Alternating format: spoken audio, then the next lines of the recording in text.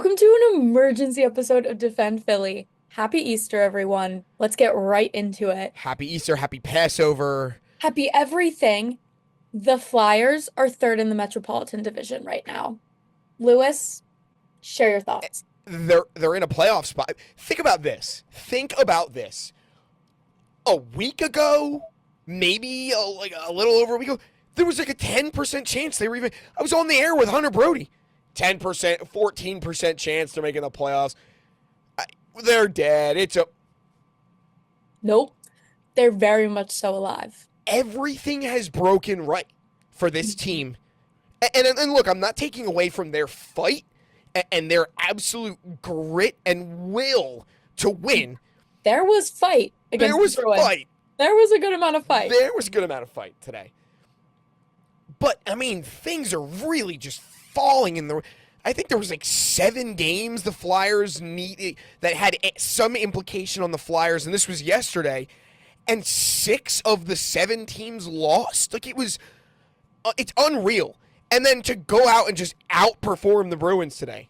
The Boston Bruins, yeah, is insane, who currently hold the top wildcard spot. Yeah. So, before we break it all down, numbers, stats, I gotta tell you, about a week ago, we did a podcast. I forget when it was, maybe a week, 2 weeks ago. We did this podcast and we're talking about Martone's debut, right? So we're getting ready for it. And I'm like, I'm not bought in. And I didn't buy into this team. I was like, they told us what they were going to be. They were going to be they were going to be a team that was developing younger players and establishing a core for the future. I'm like, okay, playoffs, not even on Briere's mind, right? I'm in. I am fully bought in.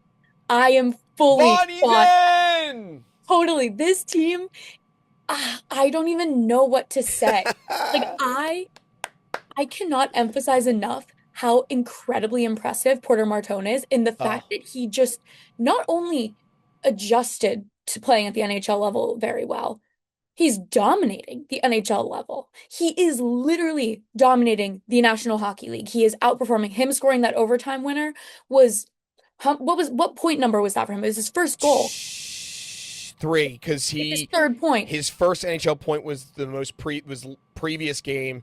He had an assist on that Dvorak goal. Yep. Oh, beautiful. And then the overtime game winner. You cannot write the script. You can't write it better. And then you look at the rest of this team schedule and you look at who we're playing. I mean, we have the Blue Jackets coming up. Tough game. Like, this team, we're playing the Devils, who are on the brink of being eliminated, basically eliminated, but not mathematically. But it's also still a divisional game. Like, that's... Yes. You got to get up for those. Yes. Doesn't matter. But none of this would have mattered if they didn't win today. And not only did they take the 1 point, they got 2. They got the 2. They didn't stop there. They kept fighting. And I'm in. I'm bought in. I called my dad after, and I'm like, Dad, my graduation's May 9th. There's a playoff game on May 9th. We're going to have a really, really tough decision to make. And I am being honest, I do not know which I will decide. Yeah. 2020, we didn't get to see the playoffs. It was COVID. I was in my backyard, like, watching on a projector. You're in. There's a debate. I'm not too sure what I'm going to do if they schedule a game for May 9th. So please don't. But if they do, and they make it that far, yeah, seriously a decision. I mean, look, to your point, though, Porter Martone, I wasn't so sure, because he's not your Macklin Celebrini guy.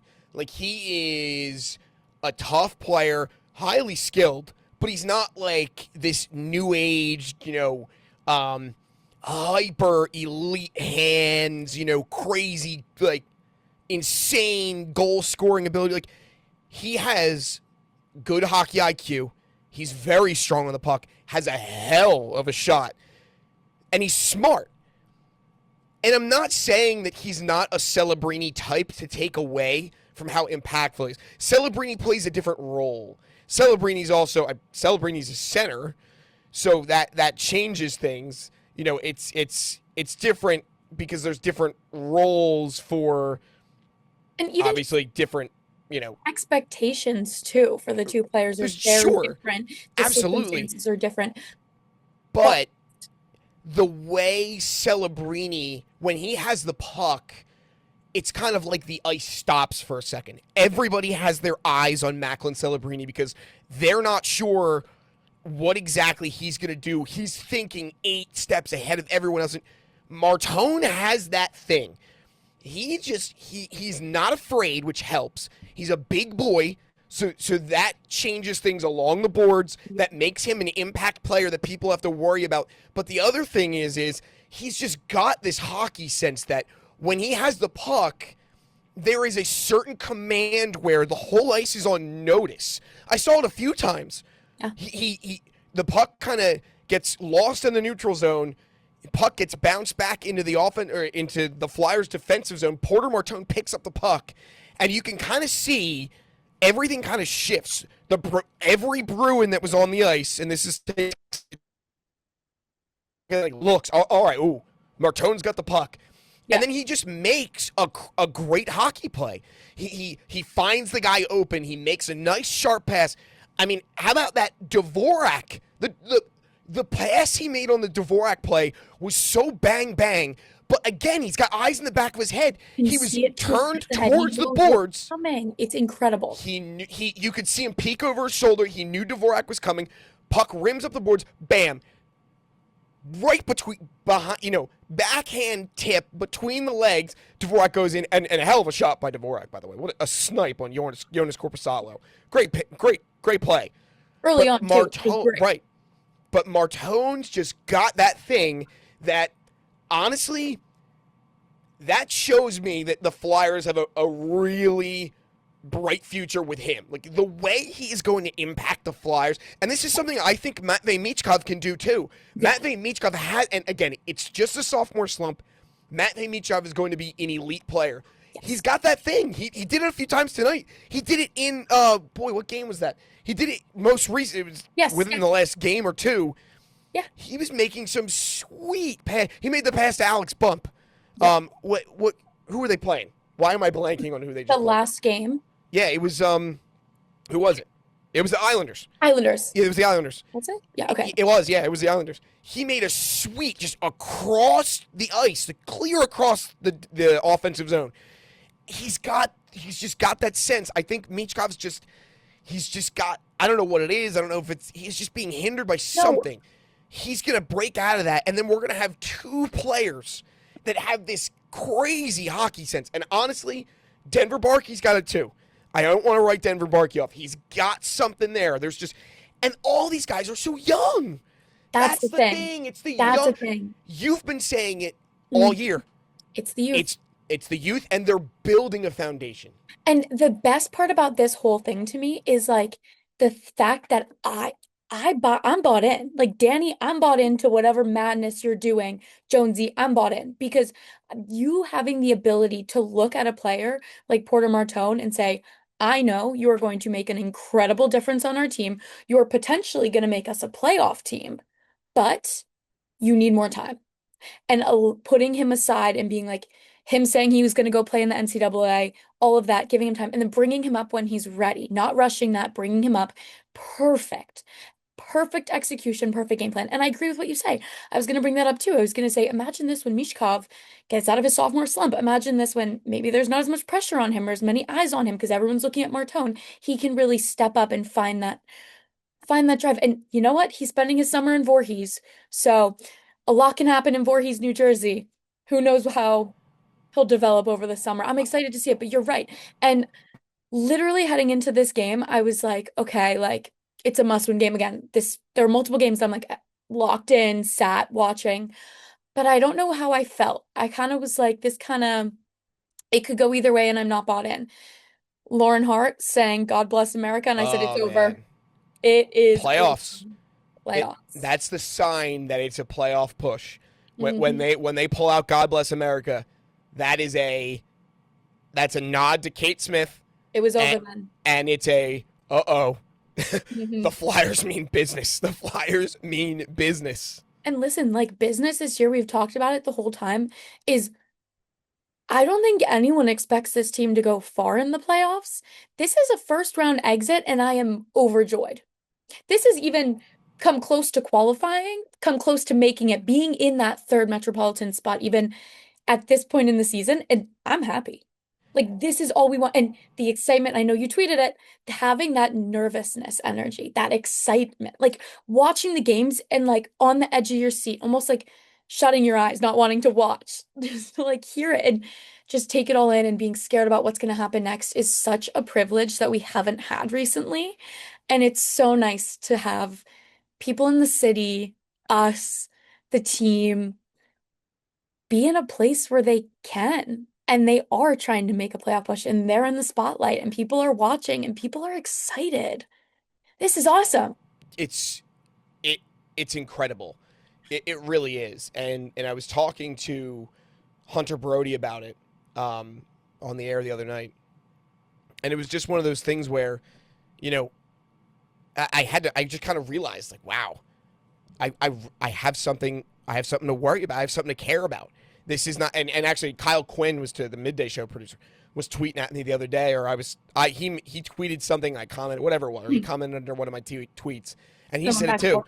Yeah. Yeah, he said, you know, the other day I was watching this game and feeling sick, and that like it means something, and bringing that, and I wasn't at the game tonight, but watching that crowd and seeing the videos on Twitter, the pop of the crowd when Martone scored that goal, I even if it's a first round exit, you know, if there's a one playoff game in Philadelphia, One. man, Yep. the roof is going to be torn off Yep. Xfinity Mobile Arena.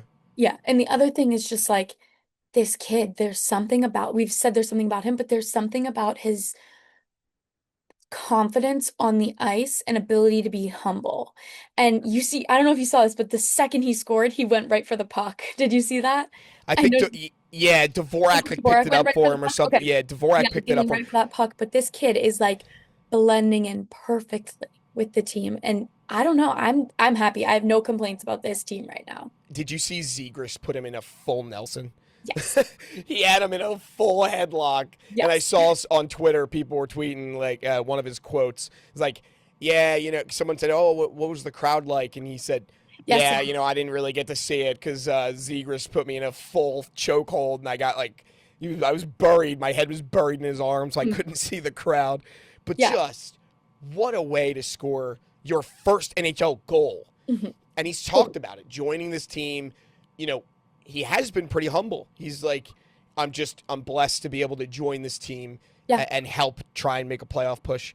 And man, just Man. his command of the puck, of the ice, he, His adjustment to the league is instant. insane. And it's funny. That's why a lot of people are starting to say, man, the NCAA, that might be the premier development league. I mean, with the whole CHL and NCAA thing. I mean, think about that. Think about that. If the CHL and the NCAA never made the deal where CHL players could play in the NCAA, Martone would not be here right now. Martone would be with the Brampton Steelheads. And honestly, he wouldn't have developed as much as he did with the Brampton Steelheads as he did with Michigan State. And he's talked about that. Oh, he hasn't talked about specifically Yeah, those teams. not developing with the Brampton Yes. Steelheads, but he's talked about how incredible the development team at Michigan State was, how incredible the Flyers were in helping him be in the development and talking with the development coaches from the Yeah. Flyers all the time. And it's like, man, Hoping, getting ready for the major leagues. man, Yeah. I mean, the NCAA is clearly preparing players Yes. to play in the NHL. I Yeah. mean, it's just, It's man. insane to see. And so looking ahead, this team, we have 5 games left, right? So they play the Devils on Tuesday, Red Wings on Thursday, Yep. Jets on Saturday, Saturday. Hurricanes Monday, Canadians on Tuesday. next Tuesday. So there's a lot that comes down to it, but none of it would matter if today didn't happen. You're right, and to your point, the Devils are on the brink of elimination, but still, division game, that's going to be big. Not Red that they're in the Wings, division, but the Red Wings are in the East, and they were fighting for that playoff spot with they're them. two Now points that back. they are, They're two and points back from us.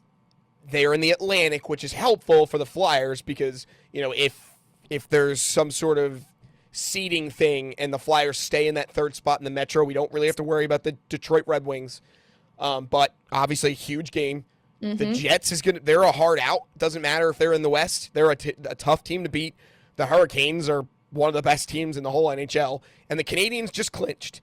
So this schedule coming up, nothing to sneeze at. No. It is going to be all hands on deck. Yes. The Canadians are also at this point, I think, on a seven game, 7 or 8 game I winning think they got streak hot. Yeah. because they beat the Devils last night in a shootout and that extended their streak. So this team, like, this is the time to be tuning into the NHL because there is a lot happening and this is a close race. Even though the Flyers are currently in the third spot, they will not be there. They might not be there long. Like you got to keep winning to keep that spot. And everyone else, like you said, everyone else had to lose and everything had to happen. But right now, where this is at, I am very, very happy. I literally needed to relax. I was watching the game with my dad and a friend of ours, or my family members, and man, I was pacing around literally the whole game. I was sick to my stomach, Hmm. because the Bruins just always kind of have the Flyers number, and there's just something about playing the Bruins. And I mean, they put up a fight, they really did. But man, oh man, and it cannot be lost. I mean, Porter Martone, exceptional. It cannot be lost on us. And I know, and you and I have been very good with this, and honestly, all of the Flyers media and everybody kind of in the city. Dan Vladar is just special. Like None of this he would be possible without him. MVP of the season. Season. Of And the season. MVP of like the players that the Flyers have found and been able like the Yes. chances that they took. Any 50-50 chance. Like we were not sure what he was going to be. He never played a full NHL season. We thought he was I mean, Yeah, I thought backup. he was going to suck. I thought he was going to be Backup terrible. Harrison, which says a lot. Yeah, right. The fact that early in our podcast, you and I had this conversation and said we just signed the backup to Samuel Ayerson. Hmm. That was what we pinned Dan Vladar. But that's what everyone like I even think You're that's what right. I even think that's what Talkit pinned him as. I think so. He may have seen something that we didn't, but to the media, that's what the message was. We just got his backup. And we went on the podcast and we said, we need a reliable goaltender. This is all we need. It's the first part of putting this piece together, this puzzle piece together. And you know what? They found it. And since then, he has been incredible. I mean, stopping Morgan Geekie, who is on a drought. Yeah, but I mean, for the season, Geeky's been electric. I And know. at one point, he was leading the NHL in goals. I I know. think. Stopping the Boston Bruins offense. I mean, you have Pasternak. I mean, okay, I'm in Boston right now, and I can tell you this was a fantastic win. I've worked a lot of the Bruins games this season, and they're a good team. They're a good team. And I always see them play, and I'm like, oh, I wish we had that. We have that, and we beat them. Yeah, I mean, Dan Vladar. When you get into the playoffs, it is so imperative to have goaltending. And look, I got to get, Sam Harrison, there was a game in there recently, in one of the most recent couple games. He didn't look great. Kind of fell apart. And honestly, Vladar fell apart the game before, and I don't remember which exact game it was. But Harrison had been playing pretty well since the Olympic break. Dan Vladar is playing really well. The baseline for his season has been great. So going into the playoffs with certainly one hot goalie in Vladar and Sam Harrison, who had been playing pretty well. Now I don't, I don't trust Sam Harrison in big moments necessarily. Although shootouts and things, he's incredible. Oh my And God. honestly, in overtime too, he's Yes. fantastic. So maybe big moments are great for Vladar or for Harrison. I don't know, but going into the playoffs with a goalie who's been hot lately in Harrison and a goalie who's been hot all year in Dan Vladar. Did you see the stat? They flashed it early in the game. NBC Sports put it up. Dan Vladar is third in the NHL in games where he's only allowed 2 or less goals. Third. Vasilevsky, I think, was the first, and somebody else was second. But Dan Vladar is the third goalie, is ranked number 3 in the NHL for games where he's allowed 2 or less goals. 30 games where he's allowed, actually 31 games, Yeah, because yeah, yeah. tonight, where he's only allowed 2 or less goals. I mean, that is. Now, the Flyers need to score more goals because it's not like the Flyers have been blowing teams out. It's not like it's been a 5-1 game every time the Flyers win. It's typically a 2-1, Yeah, 3-1. but still, So that's a little scary when Vladar's playing Vezina Trophy winning hockey and, the Flyers are winning by a goal. Because he's only letting in 1 or 2. That's a little scary. But that's just a testament to how great he truly has been. 31 games in the NHL where he's allowed 2 or less goals. incredible. That's MVP of the team. And speaking of good Flyers goaltenders, let's talk about who just got eliminated. Who would The that be? Florida Panthers. Oh, L. So this race I'm very excited to see. Just I'm also excited for the Flyers this season because it's new. We're not going repeats. We're not going 3-time Stanley Cup champions, right? Like the doors are open and it is a tough, close race right now. And I'm excited to see what this team can put together. Yeah, I mean it's gonna be it's the last 5 are not gonna be easy, but For anyone, including us watching at home. well, yeah, I'm gonna have a few heart attacks. Yeah. But and I want to throw one more thing in. Um, Everybody, and I get it, there had been some fair criticism. And look, and I'm not saying the Flyers are fixed. Like, this is it. The Flyers are now a good team. I'm not saying that. They're playing really well, and they're showing a lot of fight. And that's a testament to the players on this team. But honestly, it is a testament to Rick Tocchet. The guys clearly want, if they didn't care and they were out on this coach, they would not be playing like this. It wouldn't be happening. They are winning high pressure hockey game, playoff atmosphere like hockey games with his system. They've bought in, which shows you about the coach. And the other thing is the front office. It cannot be lost on people that they drafted Porter Martone. I said this to Hunter Brody the other night on the air. I said, I understand there's all kinds of criticism. I get it. I personally, and I want your take on this too before we jump off. I personally think it's really just taken time for Danny and Jonesy to get it right. They're smart people. They are. They have good hockey sense. The trade for Zegras was kind of the first one that I was like, all right, they're cooking. Signing Vladar, that worked out pretty damn well. Though, they're doing some things. It took a little time. They got the Ryan Ellis contract off the books. It took a little time to get the ball rolling.